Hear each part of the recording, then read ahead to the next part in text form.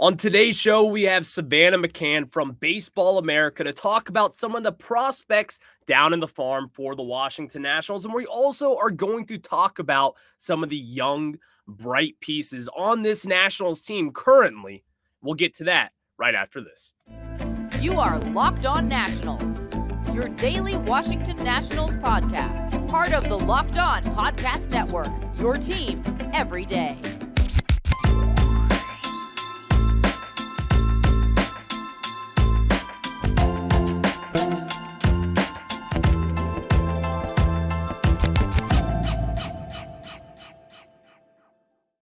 And today's episode is brought to you by Ultimate Baseball GM. Have you ever dreamed of becoming an MLB GM and managing your baseball franchise? Then this game is definitely for you. To download the game, just visit ultimatebaseballgm.com or look it up on the app stores. Our listeners get a 100% free boost to their franchise when using the promo Locked On in all caps in that game. And if it's your first time tuning in, I'm Ryan Clary, host of the Locked On Podcast Network, or not host of the Locked On Podcast Network, host of Locked On Nationals on the Locked On Podcast Network, where you get your team every single day. And as I said in the intro, we have Savannah McCann from Baseball America joining us now. And Savannah, you heard me botch that. I said I was the host of the Locked On Podcast Network. It's spring training for everyone, right? We're still adjusting. We're getting used to it. Cold weather's coming out, new weather's coming in. We all get to start over again. I know. I think it's just for the mere fact that it's so nice out today and it's just throwing me off completely. I don't want to be hunkered in inside, but we have business to do. We have to talk about this Nationals farm system.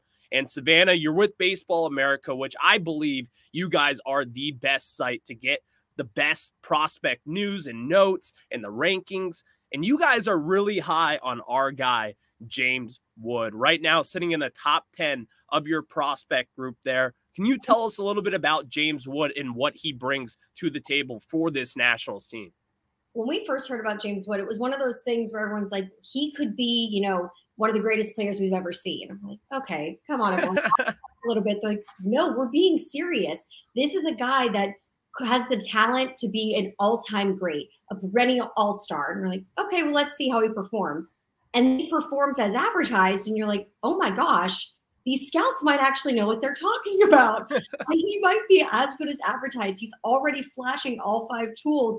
I mean, this is my crazy prediction of the year, but he could reach AAA in his first season. Mm-hmm. He's that talented. To see somebody that when you have that high of expectations and they're already panning out, it's early. I know things can change, but so far it's been one of those things where you have to look around and be like, is this real life? Is he really as good as we thought he was going to be? And that is the real portion of it as well. It's like James Wood, I think in here, I'm going to pair these two prospects together, Elijah Green and James Wood. I think you could make a case for those two guys having the 2 highest ceilings in all of minor league baseball up to this point. I really look at them. You said it with James Wood. I think his ceiling is sky high. And then you look at Elijah Green. I think his ceiling could be even higher. That's like my hot take with this Nationals team and looking at in this farm system. But to keep along with the momentum here we have with James Wood, I think that James Wood, especially the fact that we didn't really expect him to hit for average, and that is kind of something that he has done pretty damn well so far, batting .300. So what do you see with that? Is that sustainable at this point? I want to say anything's possible because it was really, of course, power, of course, this. And then he starts hitting for average. And you're like, okay, what can't he do? Mm-hmm. So I do think it's sustainable. And I really think that he is flashing all of these tools. And he's a player that all of them want to get better, but he knows the potential that he has. And he's been working out on his own, asking people. And he's also asking older guys, what can I do? Hey, I'm noticing something. How can I fix it? How can I make it better? And having the realization at his young age already of, hey, I'm noticing something. How do I fix it? You can't teach that. You can't teach somebody to have that level of self-awareness at this age. And that's a great point as well. Savannah, have you seen James Wood in person yet? One time. And I didn't see the best version of James Wood. So I really was like, are you kidding me? So now I'm like, I have to go back. Or I'm his bad luck charm. I don't know which one it is. So we'll see. Once I get my second look, I'll let you know if it's me or, it's just a bad day. All right. Besides the baseball portion of this, I look at James Wood and he's 6'7". I mean, this is like I believe his father was a professional basketball player at one point, or at least played in college at one. I don't know where or when that was, but I mean, I look at him and the easy comparison to make is like Aaron Judge. Like, you know, I look at him, is that kind of someone, a player that we look at and say, like, I'm not going to say that he's going to be the home run king in the National League, but the frame, the power, the hitting tool, the fielding, the defense, everything that he brings to the table, I think that is something that the Nationals value immensely looking at him. Absolutely. And when you look at normally a player of that size, you don't think of him as a defensive player, someone that can run fast, someone that's going to be able to be agile, move around, and be in such a strong defensive position. But then we had Aaron Judge, and Aaron Judge did it, and he did it so well that everyone's like, well, Aaron Judge is the greatest player in baseball right now, and he's the home run king. So now it's an easy comparison to look at James Wood, someone that has a similar makeup, you know, physically and at the plate and defensively, and say, is he the next Aaron Judge? Is this something that is totally out of the question? He has the power. He has the defensive ability. He has all of these makings and tools. So I don't think it's a crazy comparison. And it's something we hear quite a bit, and not just because they're both tall. And that's the part that I talk about with a lot of people around the building here. And I work with Savannah over at 106.7 The Fan. She's in that little shtick circle as well, where we're all talking about baseball or whatever it may be. Usually it's Dan Snyder, as you know, that's what we do around here in Washington, D.C. But we also like to talk prospects. And so we talked about James Wood. There's also another guy that I mentioned earlier with Elijah Green. And this is his first full professional season. But looking at it last year in the draft, I believe Elijah Green probably would have been the #1 pick if it weren't for some of his swing tools that were a little missing. He strikes out a lot, and now you're starting to see that down in the minor leagues. But what are your thoughts on Elijah Green so far for about the first year in the system with the Nationals? I mean, you said it before. His ceiling could be higher than James Wood. And to have these two prospects in the same system is crazy, because when I was ranking the national system for Baseball America, I was asking everyone, you know, who's the top prospect? Is it James Wood? Is it Elijah Green? And that's the best system, and this best problem that this system has is you could make a case for either one of them. Now, James Wood has proven himself, and we can see, you know, we just gushed about him for 5 minutes of how great he is. And Elijah Green, you have to take a step back and say, okay, he's a little aggressive at the plate. Okay, he's not making the best swing decisions yet. But when he does make power and make contact, he's making such loud contact. And when he is flashing his tools, they're even better than we can imagine. So it's one of those things that I do think with age and with a little bit of taking a step back and kind of that learning of, here's what I can do. I don't need to swing at everything. Okay, I need to learn how to better read pitches from players who I know are trying to get me out. So just taking that step back, I think that's going to come with age with him. And I do think that the top of this national system, it could change every single time we do an update of, depending on the month, who's better, because they really are, their ceilings are so high. And that is the exciting part with this national team, especially like considering that we have the #2 overall pick this year. You could be adding another impactful player to the top of that system.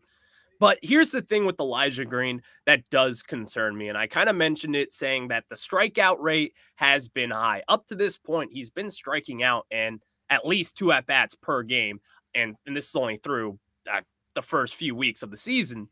But considering the fact that I believe he struck out, and I want to say 20% of his at-bats in high school, for me, that is concerning. But for you guys, like the experts and what you're looking at when you're digging into these farm system guys, is that something that you guys kind of can look past, or are you considering all of this? Or is it just a learning curve that he's going to have to understand someday, like, hey, cut out in the strikeouts, you'll be okay? There is some part of it that we do think comes with age, and especially the developmental of the farm system just being like, hey, you know, let's cut back a little bit. But there are guys that do just like to swing at everything. They're like, hey, I know I can hit this. I can hit it, you know, 600 feet if I want to. And I do think he has the power to do that, but it's making the smart decision of, I don't have to do that. So it is one of those things that we'll have to see with age of, is it just in him that, you know, he wants to swing at everything. He wants to be a home run hitter. He wants to be super powerful. Or does he want to be one of those guys that can say, I don't have to. I don't need to prove myself. I personally think that he will learn that. I think he's just excited right now. Obviously, you're amped up. You were just a super high draft pick. You're with this new organization. Like, hey, look what I can do. I think he'll calm down a little bit in the aggressiveness because like I said, when he does make contact, it's incredible. So I'm hoping that feeling sticks with him where he says, okay, I really like how that feels. Let's do that a bit more. Savannah, did you play softball or baseball growing up? No, I am the least athletic person you will ever meet, but I'm really good at watching it and really good at talking about it.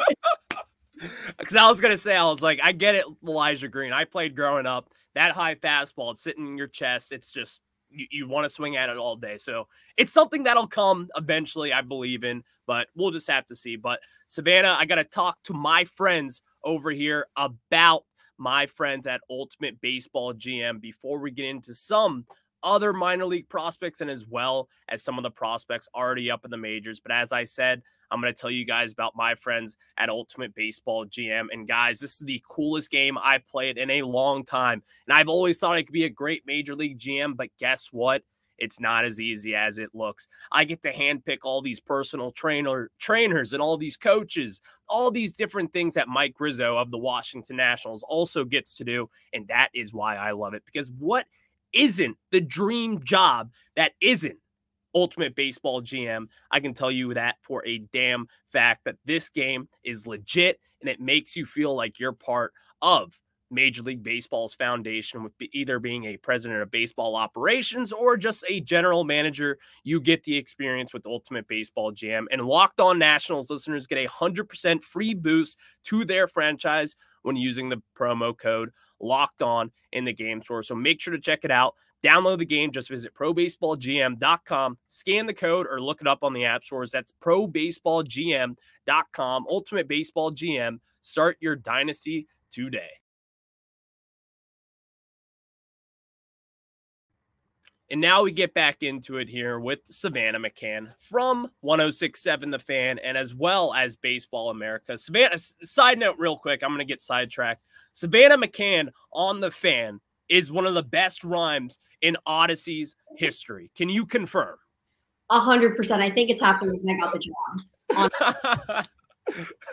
So for some people who don't know, she does updates over on 106.7 The Fan, and her calling sign is Savannah McCann on 106.7 The Fan. And it just sounds perfect. It's so good. Like, I can never change my last name. Like, I've already told my fiance, I was like, just so you know, like, I'm going to have to keep this because it sounds too good, or the radio station has to change their name. So we'll see what happens first.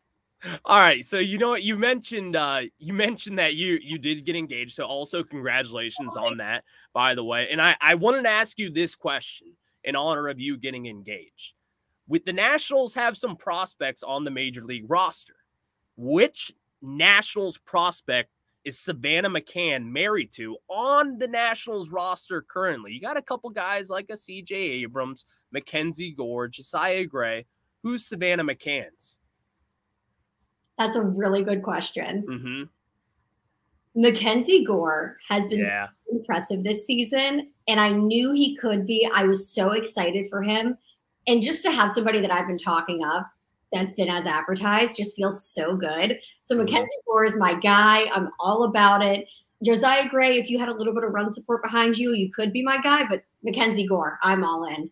Same. And I've been talking up Mackenzie Gore all offseason. And I think, like, even dating back to last year with the Padres, he was actually really damn good outside of a few kind of tough starts. He had an elbow injury mixed in there, which is, you know, not great for a 23-year-old down in the major leagues. But looking beside that point, and I do want to get into more prospects here, but I want to stop here and get your thoughts on CJ Abrams real quick, as it's kind of been a tough go for it. But you guys at Baseball America have talked him up. A lot of people do believe in them, and I believe in yourself. I think you are a CJ Abrams gal yourself. Am I right? I absolutely am. One of the things that I think we forget and is lost on us because he graduated prospect status is how young he is and how quick his development was. The Padres really did rush him up to the major leagues, and he didn't have a ton of time in the minors to develop the swing and miss, you know, let's take a step back. He didn't have a ton of time at the shortstop position of, let me get my feet under me. Let me make sure I'm making smart plays and the correct plays. He's so young, and those things come with time, development, and reps. Those are three things that he didn't get a ton of. So when he came over to Washington and he's in AAA for a couple of games, I was like, okay, this is going to be his opportunity. He's going to develop. He's going to slow down a bit. and then always knowing he's going to be the major league shortstop. And I think he's still figuring it out, which is not the answer Nats fans want to hear of give him time. Don't worry. It's going to work out. But I mean, give everybody time. Don't worry. It's going to work out. It's not like he is the one thing that's wrong with this team or his defense is the only issue with letting runs score. So I think let him develop, let him have time. And I do think he's going to be that top level prospect that came over in the Padres trade that we're going to say, oh, wow, I can't believe we got that for that.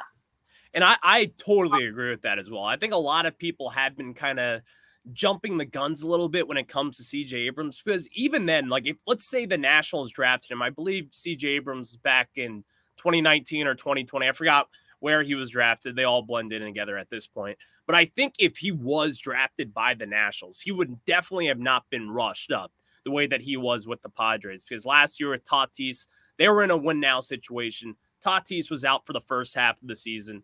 They needed some talent influx, and they just said, hey, CJ Abrams, our top 10 pick. He's been pretty damn good so far in the minor leagues. Let's see what he can do in the major leagues. So I think a lot of people kind of get lost in that aspect of it as well, if that makes any sense, that if the Nationals just drafted him and developed him himself, I still think you'd be looking at someone who's maybe in AAA at this point. But that's beside the point.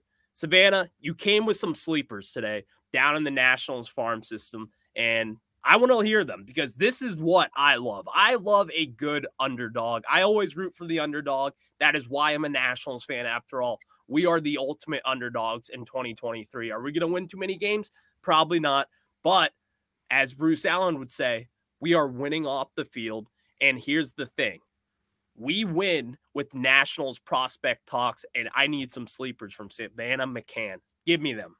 So Trey Lipscomb was drafted last year out of college. He's going to play third base. He is such a leader. When I talk about somebody winning off the field, he just has that innate ability to get people to listen to him. And as one of the older guys on the team, he's been able to command a room and tell people this is what you need to do. And people want to listen to him. And that's huge. You can't teach that.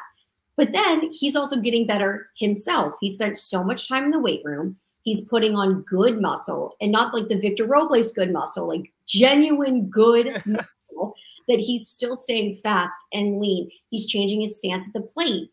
And he's done so many things in one off season that's already made you have to stop and go, wait a second, we drafted you last year and you're already leaps and bounds better than you were last season. How is this possible? So somebody that's working that hard to get better, and especially a leader in a clubhouse, you can't ask for more. And I think he's going to move up very quickly in the Nats farm system.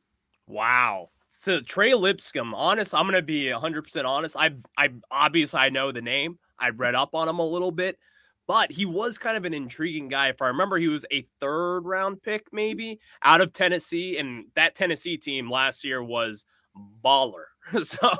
So I mean, if you're going to tell me that he's going to be the sleeper of this, then I love it. But hey, I do want to ask you about one particular pitcher, and you may remember you were on the Sports Junkies, Jackson Rutledge. Jackson Rutledge. Eric Bickle called me out and was like, oh, Ryan says Jackson Rutledge sucks. First off, I never said he sucks, Eric Bickle. He's definitely not listening to this, but no chance he's listening to this. But he said, he's like, oh, yeah, Ryan just said he stinks. I never said that. Here's what I did say. Okay. so here, yeah, be ready. I didn't say he sucks. I said that I think at this point, Jackson Rutledge is probably going to be a bullpen guy for the Nationals down the road. But I look at him now. Jackson Rutledge has actually been really damn good so far for the Nationals so far this year. And I believe you kind of have some thoughts on what he could do for this Nationals team, considering he was a former 1st-round pick and he had high hopes at one point. Okay, I was ready to come on this podcast swinging, like in defense of Jackson. I'm so glad you addressed it first, because when Eric Bickle said that, I was like, Jackson Rutledge does not suck. I have stats. I have proof. I have scouts. Let me come with receipts. So I have receipts. But yes, had you had asked me before, Jackson Rutledge probably would have been a bullpen guy. And I think he, for a 1st-round pick, we all think, dang, that sucks. But I think he would have been very talented in the bullpen. However, and I know before I even say all of this, age 24 season, injured, never played above. I get it. I hear you. However, this spring training, I had a scout tell me that Jackson Rutledge was flashing number 2 starter stuff and that Jackson Rutledge is back. Okay. I'll take it. Because you're talking to national sources, obviously. You're in that business of things. We trust your word for it. And obviously, Jackson Rutledge, when coming out, I believe drafted back in 2019, he was a really, not a huge prospect, but this is how I consider huge. He was drafted. He was invited to the draft in New York, which kind of gives you a basis of what these scouts and what these MLB philosophers, whatever you want to call them, believe in this guy. But Savannah, let's wrap up after this. But before we do that, I got to tell you guys about our new friends over on BetterHelp. And are you getting to know yourself? Can be a lifelong process, especially because we're always growing and changing. Therapy is all about depending on your self-awareness and understanding, because sometimes we don't know what we want or why we react the way we do until we talk through things. BetterHelp connects you with a licensed therapist who can take you on that journey of self-discovery from wherever you are. And here's your thing with BetterHelp. Discover your potential with BetterHelp. Visit BetterHelp.com/LockedOnMLB today to get your 10% off your very first month. That is BetterHelp, HELP.com/LockedOnMLB. Again, that is BetterHelp.com/MLB.